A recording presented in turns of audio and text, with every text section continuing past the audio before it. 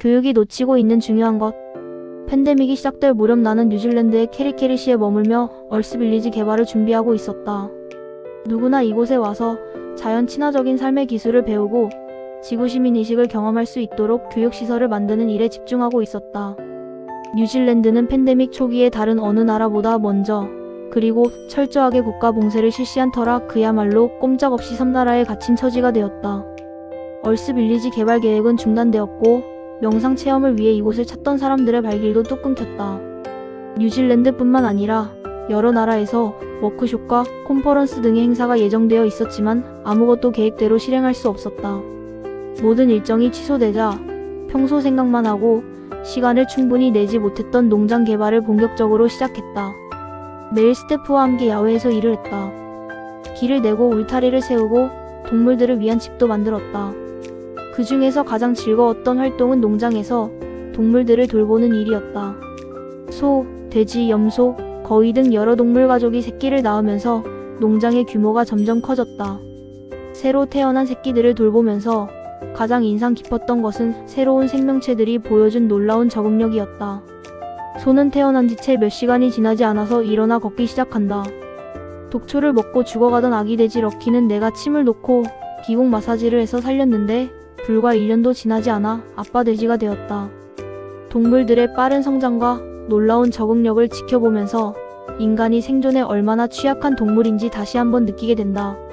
인간은 태어나서 1년이 지나도록 제 발로 일어서지 못한다. 말귀를 알아듣고 기초적인 의사표현을 하는 데만 3에서 4년이 걸린다.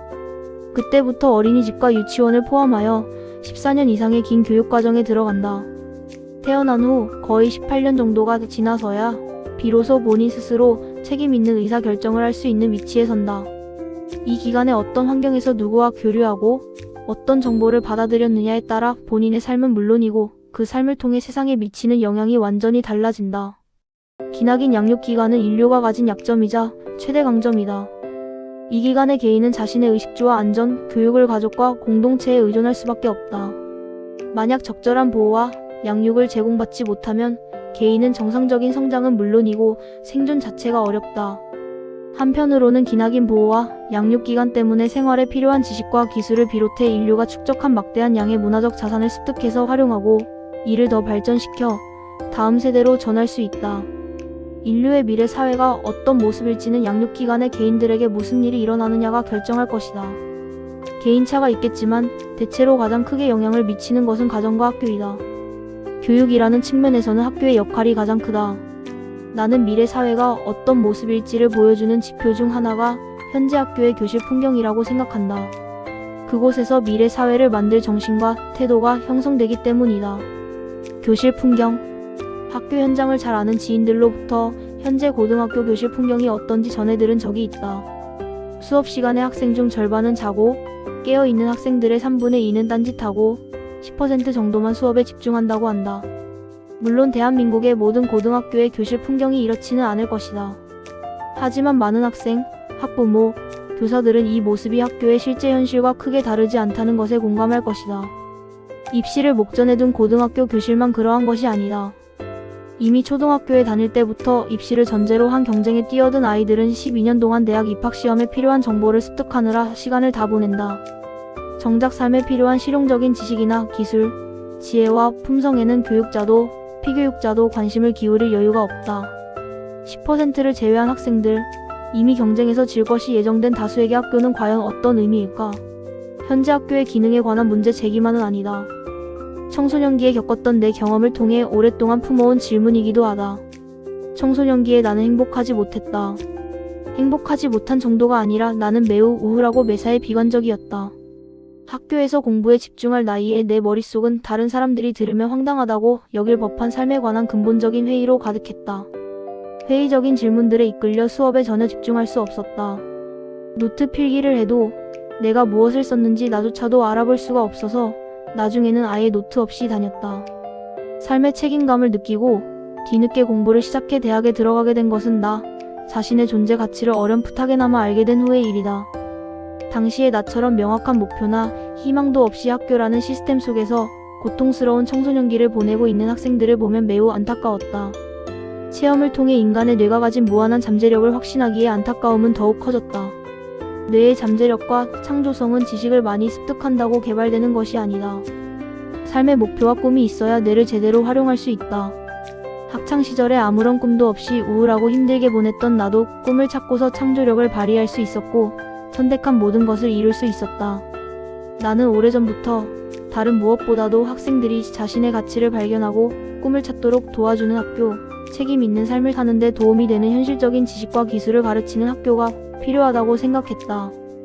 그런 학교가 현실에 없다면 직접 만들어 보겠다고 마음먹었다. 그래서 시작한 것이 대안학교인 벤자민 인성영재학교이다. 벤자민 인성영재학교. 벤자민이라는 이름은 내가 존경하고 좋아하는 역사적 인물인 벤자민 프랭클린에서 따온 것이다. 벤자민 프랭클린은 잘 알려진 것처럼 미국의 건국 아버지 중 한 사람이다. 그는 미국 역사에 중요한 발자취를 남긴 정치인이지만 그 밖에도 언론, 출판, 과학 등 많은 분야에 걸쳐 큰 성과를 이루었다. 여러 분야에 걸쳐 박학다식했지만 정식 학교 교육은 딱 2년 받았다. 나머지 지식과 기술들은 모두 독학으로 습득했다. 그는 번개의 본질을 알기 위해 천둥 번개가 치는 날 연을 날릴 만큼 탐구심이 남달랐다. 이 실험을 통해 번개가 전기의 작용임을 밝히고 번개로 발생하는 재해를 막아주는 피뢰침을 발명했다.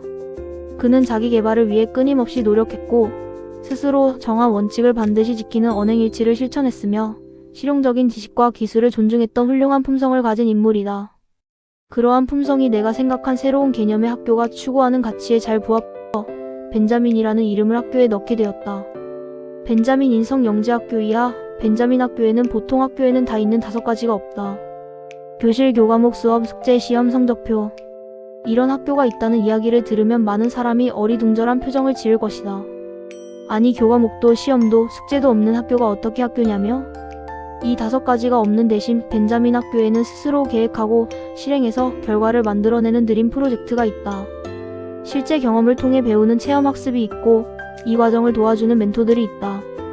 약 1년에 걸쳐 드림 프로젝트를 진행하면서 학생들은 스스로 선택하고 자신의 선택에 책임을 지는 법을 배운다.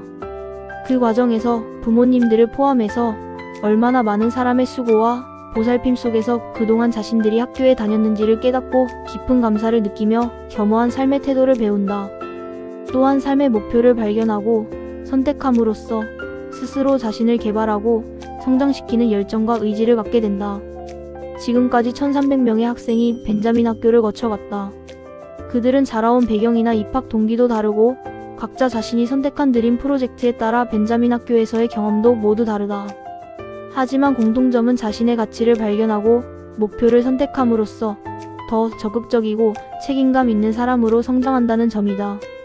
그것이 바로 내가 벤자민 학교를 통해서 알려주고자 하는 가치이고 내가 생각하는 교육의 핵심이다.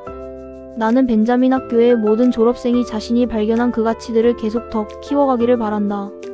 벤자민 학교의 사례가 교육 제도를 개선하는 데 좋은 자극과 실마리가 되어 보다 많은 학생이 자신의 가치를 발견할 수 있기를 희망한다. 한문화학원 일지 이승원 이사장과 스티브 김의 저서 공생의 기술 중에서 미래를 위한 교육. 현재 대부분의 대기업, 특히 테크놀로지 관련 업종들은 신입사원을 대상으로 12년에 걸친 재교육 과정을 운영한다. 대학에서 배운 지식과 기술이 너무 오래된 것들이라 현장에서 적용할 수가 없기 때문이다. 이는 대학만의 사정은 아니다. 초중고 교육과정과 내용은 대학보다 변화가 훨씬 더디다. 교육 내용을 최신 정보로 바꾼다 해도 새로운 내용을 전달할 교사들을 재교육하는 문제로 적용이 쉽지 않다고 한다. 그래서 많은 학생이 세계에 관한 이해와 실질적인 지식은 학교 교육이 아니라 인터넷을 통해 습득하고 있다. 이러한 현실은 교육이란 무엇이고 학생들의 미래를 위해 진정으로 필요한 교육이 무엇인지 질문하게 한다.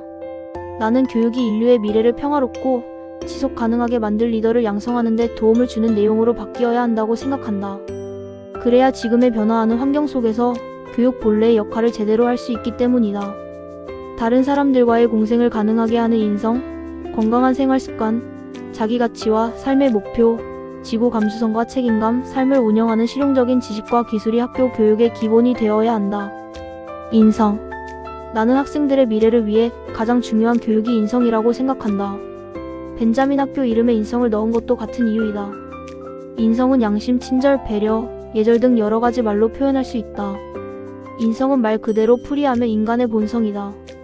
좋은 생활 습관처럼 평생에 걸쳐 한 개인의 삶의 질에 영향을 미치는 가장 기본적인 요소이다. 장기적으로 개인의 성공을 좌우할 수 있는 결정적인 역할을 한다. 모두가 인성의 중요성은 잘 알고 있지만 현재 우리의 교육제도, 가정문화, 사회 환경은 인성을 교육할 여건을 갖추지 못했고 어떻게 교육할지 잘 알지도 못한다. 인간의 선한 품성에 관한 흥미로운 연구가 있다. 2010년 예일대학의 유아인지 센터에서 3에서 9개월 된 유아들을 대상으로 실시한 연구로 이 실험에서 아기들은 하나같이 불친절하고 반사회적인 행동보다 친절하고 사회적인 행동을 선호한다는 것이 관찰되었다. 결과는 과학 잡지 네이처에 게재되었다. 이 실험에서 아기들에게 검은 점 2개로 눈동자를 표시한 단순한 세모, 네모, 동그라미 나무 조각을 활용해 간단한 인형극을 보여주었다. 한 장면에서는 빨간색 동그라미가 경사면을 오르려 하고 노란색 세모가 못 올라오게 아래로 미는 모습을 보여주었다. 다른 장면에서는 똑같은 상황에서 파란색 네모가 빨간색 동그라미의 뒤에서 밀어 올려주는 모습을 보여주었다. 인형극을 본 뒤에 아이들 앞에 나무 조각들을 보여주었을 때 대부분 파란색 네모를 집어들었다. 또 다른 실험에서는 고양이 인형이 각기 다른 색 셔츠를 입은 토끼 인형 2마리와 노는 인형극을 보여주었다. 오렌지색 셔츠를 입은 토끼는 고양이가 공을 던져주자 공을 받아서 다시 고양이에게 던졌다. 반면에 녹색 셔츠를 입은 토끼는 고양이가 공을 던져주자 그 공을 가지고 달아났다. 짧은 인형극이 끝난 후에 아기들에게 토끼 인형 2마리를 보여주자 모두 오렌지색 셔츠를 입은 토끼 인형을 골랐다. 이 관찰 결과를 본 대표 연구자는 나쁜 사람과 좋은 사람을 구분하는 능력은 아마도 원래 지니고 태어나는 것 같다. 라고 말했다. 이 유아들은 어떤 것이 선이고 악인지 전혀 배운 적도 없고 신사회적 행동 같은 개념을 이해할 지적인 능력이나 언어 능력도 아직 갖추지 못했다. 그런 유아들이 어떻게 한결같이 친절하고 신사회적인 행동에 명확한 선호를 보여주었을까? 아마도 유아들은 지적인 이해가 아니라 뇌 속에서 만들어지는 느낌을 통해 선호를 선택했을 것이다. 마치 아이들이 기분 좋은 감각에는 웃고 불쾌한 느낌이 들면 우는 것처럼 도움을 받거나 받아들여지는 느낌과 해방을 받거나 배척당하는 느낌을 본능적으로 느낀 것이 아닐까 생각한다. 소개한 사례 외에도 인간의 뇌가 공감 능력과 선한 품성을 타고났음을 보여주는 많은 연구 결과가 있다. 이는 보다 포용적이고 온정적인 세계를 만들 큰 가능성을 보여주기에 분명 우리에게 희망이지만 한편으로는 무거운 책임이기도 하다. 현재 교육은 어떤 뇌를 만들고 있는가? 우리는 교육이라는 이름으로 서로 돕고 서로에게 친절하고 함께 어울려 놀기를 좋아하는 아름다운 뇌를 키워주고 있는가? 그 싹을 자르고 있는가? 인성교육은 인간의 본성이 선하니 그러한 성품을 배양하도록 도와주면 바람직한 인격을 갖게 된다는 믿음에서 출발한다. 인성교육이 지적인 능력을 키우기 위한 교육과 다른 점이 있다면 모범, 신뢰, 체험, 감화가 교육 효과에 절대적으로 영향을 미친다는 것이다. 교육자와 교육 환경이 좋은 인성의 모델을 보여주지 못하면서 이루어지는 인성교육은 오히려 반발만 살 뿐이다. 감동 없는 정보 주입이나 경쟁적 평가, 강제하는 인성교육은 오히려 반대의 결과를 만든다. 건강한 생활 습관. 두 번째로 교육에서 강조해야 할 부분은 건강한 생활 습관이다. 성인들은 습관이 자신도 모르는 사이에 어떻게 조금씩 뿌리를 내리는지, 한번 뿌리 내리면 얼마나 바꾸기 어려운지 잘 알고 있다. 엄청난 의지와 노력으로 나쁜 습관을 바꾸는데 성공한 사람들도 있다. 반면 평생을 습관의 굴레에서 벗어나지 못하는 자신을 나무라며 살거나 포기한 채 삶의 일부로 안고 살아가는 사람들도 있다. 가장 기본이면서도 중요한 습관 중 하나가 식습관이다. 미국은 현재 비만율과 당뇨병 발병률이 세계에서 가장 높은 나라이다. 비만이 미국의 중요한 국민 건강 이슈가 된 것은 어제 오늘의 일이 아니다. 최근에 대두되고 있는 새로운 이슈는 소아, 비만과 소아, 당뇨의 급격한 증가 추세이다. 더 심각한 것은 비슷한 상황이 세계 여러 나라에서 공통으로 나타나고 있다는 사실이다. 소아 비만의 증가는 우리나라도 예외가 아니다. 식습관은 비만에 가장 크게 영향을 미치는 요소임에도 건강한 식습관을 길러주는 것을 주요한 교육 목표로 선택하는 학교는 거의 없는 듯하다. 운동도 마찬가지이다. 인종, 국가, 문화에 상관없이 잘 먹고 꾸준히 운동하는 것만큼 평생 건강에 영향을 미치는 습관은 없다. 나는 청소년 시절에 태권도로 신체를 단련하던 습관이 몸에 밴 덕분에 지금도 항상 몸을 움직이고 틈나는 대로 운동을 한다. 어렸을 때부터 이런 습관을 갖게 된 것에 지금도 감사하게 생각한다. 운동은 육체적인 힘과 활력을 유지하는 데만 도움이 되는 것이 아니다. 우울증이나 치매를 예방하고 뇌세포의 노화를 낮추고 새로운 뇌세포의 생성을 도와서 뇌 건강을 유지하는 데도 매우 중요한 역할을 한다. 운동은 젊은 시절 몸짱 만들기에만 도움이 되는 것이 아니라 그야말로 평생 건강의 필수 요소이다.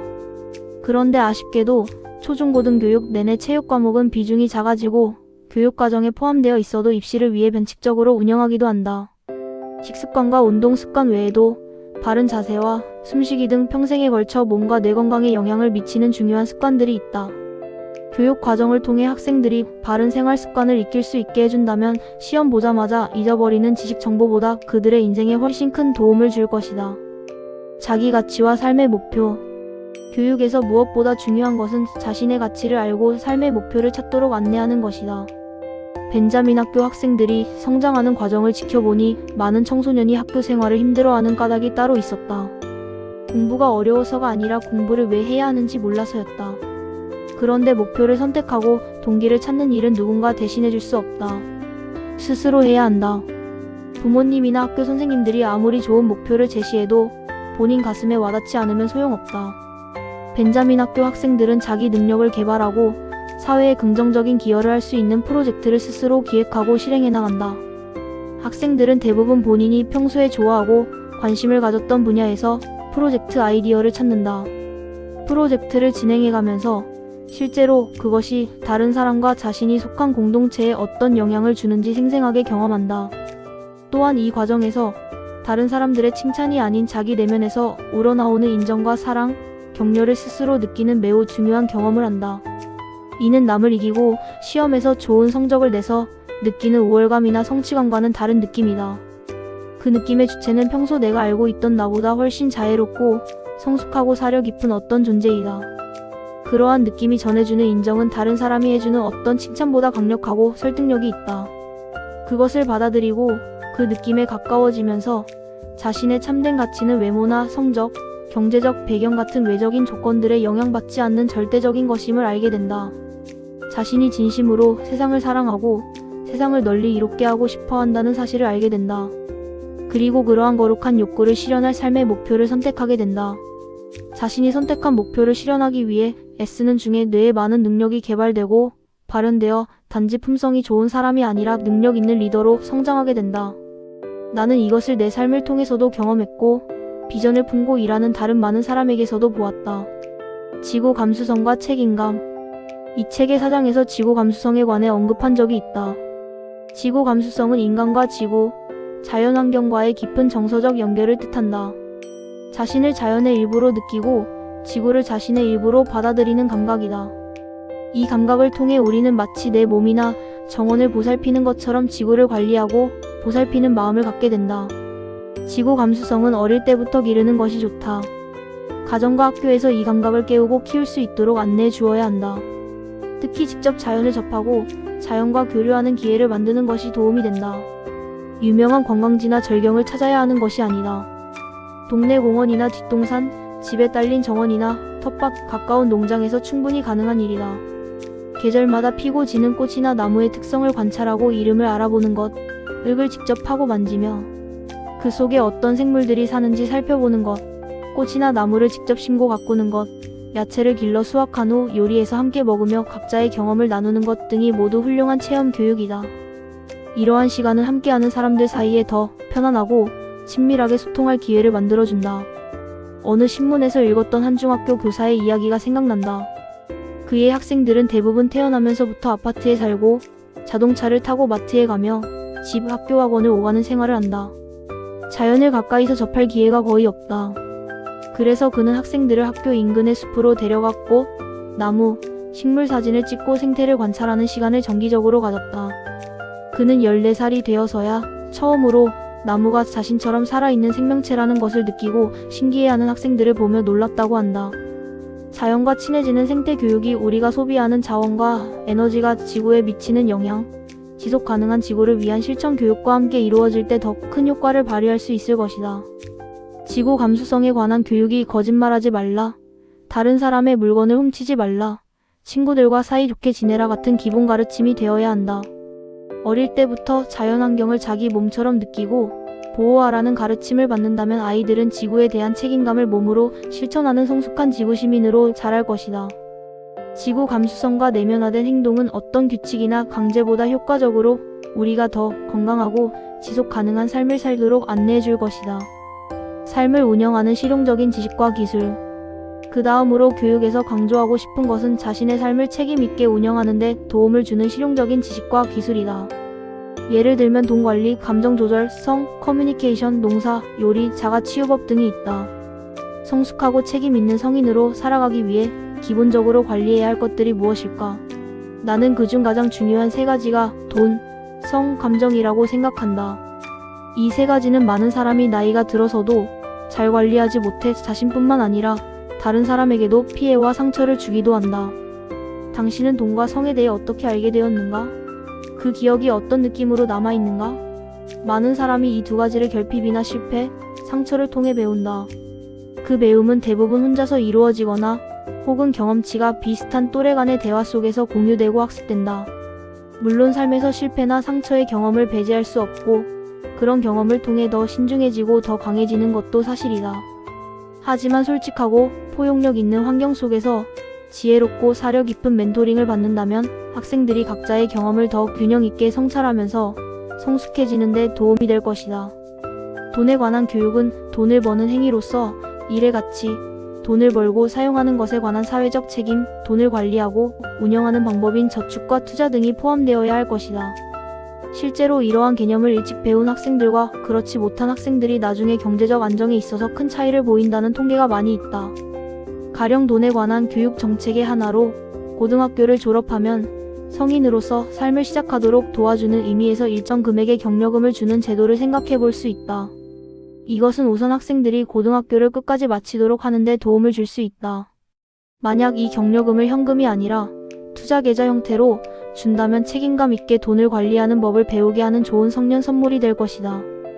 자신의 감정을 다스리는 법, 상대방의 감정을 다치지 않게 자신의 의견을 전달하는 방법 등은 어른이 되어서도 언제 어디서든 도움이 될 매우 중요한 기술이다. 실제로 사회의 많은 영역에서 장기적으로 성공을 좌우하는 요소는 지식이나 자격증 같은 것이 아니다.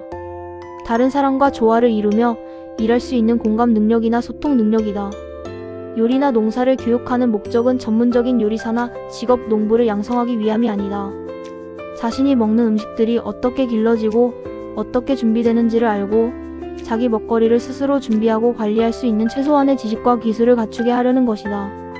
이러한 능력과 기술은 건강관리와 개인 비용을 절감하는 데 큰 도움이 되고 지속 가능한 지구를 만드는 데도 기여한다. 우리는 건강에 사소한 문제만 생겨도 약국을 찾고 병원을 찾는다. 그래서 자신의 건강을 스스로 지키고 간단한 증상은 스스로 치유한다는 것이 낯설게 느껴진다. 우리 몸에는 스스로를 치유하는 놀라운 능력이 있어서 조금만 주의를 기울이고 도와주면 자연스럽게 개선할 수 있는 증상들이 많이 있다. 호흡법, 요가, 기공, 침, 뜸, 지압 같은 자연건강법을 예로 들 수 있겠다. 이러한 기술들은 쉽고 흥미롭고 매우 실용적이다. 어디를 가든 어떤 생활 조건에서든 활용할 수 있다. 이러한 기술을 배우는 과정에서 자기 몸과 마음, 인간과 세상에 대한 이해가 깊어진다. 뇌를 잘 쓰는 교육. 우리는 휴대전화만 있으면 언제 어디서든 지식 검색이 가능한 시대에 살고 있다. 그렇다고 지식 교육이 불필요한 것은 아니다. 지식이 내 머릿속에 있어서 필요할 때 곧바로 상황에 적용할 수 있는 것과 항상 검색해서 정보를 찾아야 하는 것은 분명히 다르다. 예를 들어 구구단을 외우고 있어서 언제라도 활용할 수 있는 것과 필요할 때마다 구구단표를 꺼내서 계산하는 것에는 분명 차이가 있다. 또한 지식 자체가 세상에 대한 새로운 이해와 안목을 열어주기도 한다. 수학이나 논리학처럼 지식을 습득하는 과정에서 지식만 누적되는 것이 아니라 사고와 판단이 명료해질 수 있다. 문제는 현재 진행하고 있는 지식 중심의 교육이 과연 안목을 넓히고 이해력과 사고력, 판단력을 키우는 데 도움을 주느냐는 것이다. 사실 이러한 능력은 교과서에 있는 정보를 암기하는 것보다 현실에서 부딪히는 과제를 해결하는 과정을 통해 훨씬 잘 발달시킬 수 있다. 벤자민 학교를 다녔던 한 학생은 자신이 사는 도시 환경을 개선하려고 노력하는 과정에서 환경 문제의 원인에서부터 해결 방법에 이르기까지 풍부하고 실용적인 안목과 지식을 갖게 되었다. 다른 한 학생은 드론 조종 자격증을 따기 위해 공부하면서 유체역학, 항공역학, 전기, 엔지니어링에 관해 전문가 수준의 이해력을 갖추게 되었다. 다양한 디지털 기기를 통해서 청소년들은 이미 한 나라만이 아니라 전 세계의 다양한 문화를 접할 수 있는 환경 속에서 살아가고 있다. 지구 시민이 될 수 있는 문화적 토대에서 자라고 성장해온 지금의 젊은 세대들은 연결, 공유, 다양성, 개성 존중, 지속 가능성 등의 가치에 그 어느 세대보다 민감하다. 이전 세대들은 MZ세대들의 인내심이나 일관성이 부족하고 이기적이며 예의가 없고 소속감이나 충성심이 없다는 시선으로 바라보기도 한다. 하지만 이런 특성들은 기존의 가치 체계로부터 자유로워지고자 하는 갈망, 지역이나 혈연보다 정서적 공감이나 취향에 따라 모이고 흩어지는 개방적인 소속감, 자신의 느낌을 존중하는 솔직함의 표현일 수 있다. 경험 부족에서 오는 서리금이야 당연히 있을 수 있으나 이러한 자세와 사고방식 속에는 앞으로 실현될 지구 공동체 시민들에게 필요한 특성들이 포함되어 있다. 이러한 요소들은 기성세대들이 MZ세대에게 오히려 배워야 할 것이다. MZ세대의 이러한 특성들 때문에 일방적으로 정보를 전달하고 규칙을 강요하는 기존의 교육 방법이 실패하는 경우가 많다.